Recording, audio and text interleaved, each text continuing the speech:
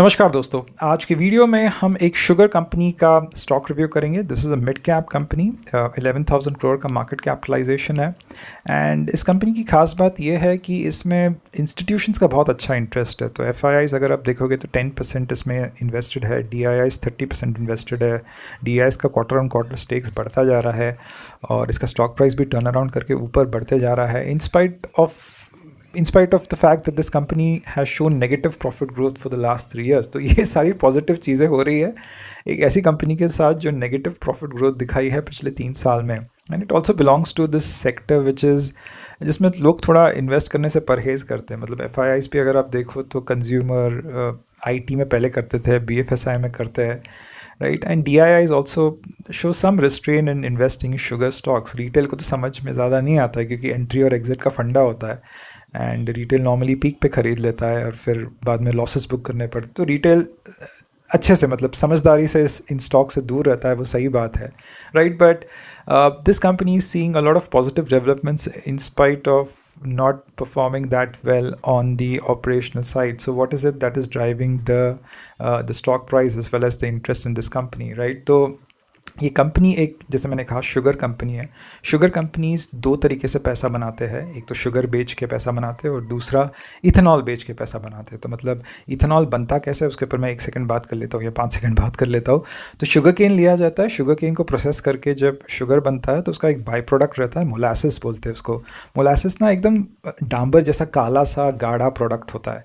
सो molasses से आप दो चीज़ें बना सकते हो, एक तो आप अल्कोहल बना सकते हो, दारू बना सकते हो उससे, and the second thing which you can make is ethanol. तो शुगर कंपनीज जो होते हैं वो शुगर बनाते हैं और इथेनॉल बनाते हैं, राइट। तो शुगर एक बहुत लो मार्जिन बिजनेस है, करीबन 4 to 5% मार्जिन बिजनेस है अगर आप इंडिया में बेचते हो।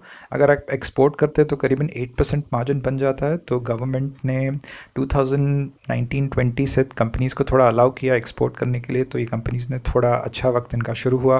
बट उसके बाद जब कोविड शुरू हो गया तो फिर बंद कर दिया, फिर शुरू किया और अब बहुत रिसेंटली बंद कर दिया। तो शुगर एक्सपोर्ट्स अभी हो नहीं रहे। तो जिस दिन वो डिसीजन निकला कि sugar exports have been stop, सारे शुगर स्टॉक्स के प्राइसेस गिर गए, राइट। तो ये एक सोर्स ऑफ रेवेन्यू बहुत इंपॉर्टेंट होता है।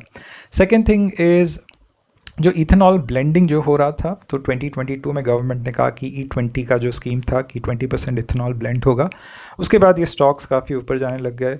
फिर इथेनॉल में ओवर सप्लाई हो गई क्योंकि सिर्फ शुगर केन से ही इथेनॉल नहीं बनता, आप भुट्टे से, मेज से भी इथेनॉल बना सकते हैं। You can make ethanol using rice as well.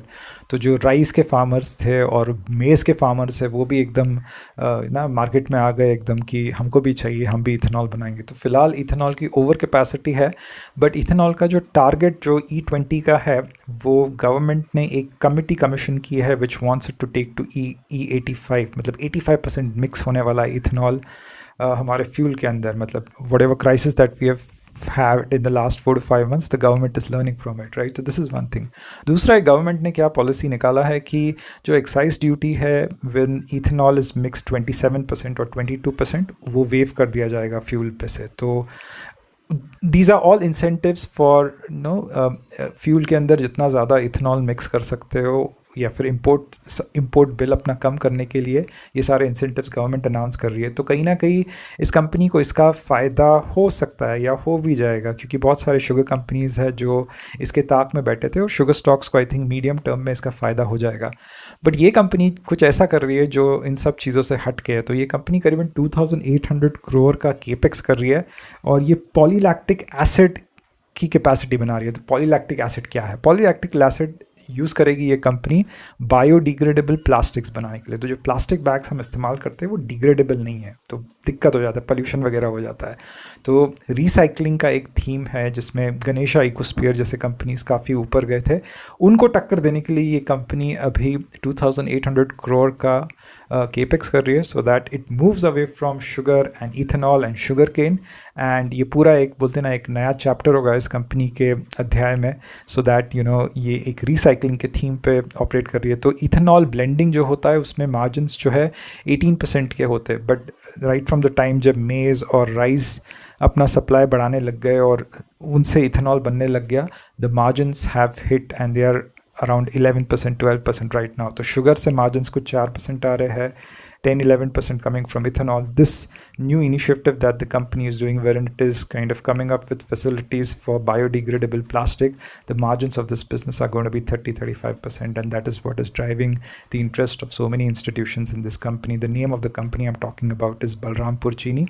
This is not a stock recommendation. Please do read about this company and the sector. Thank you very much for your time. Take care. Bye-bye.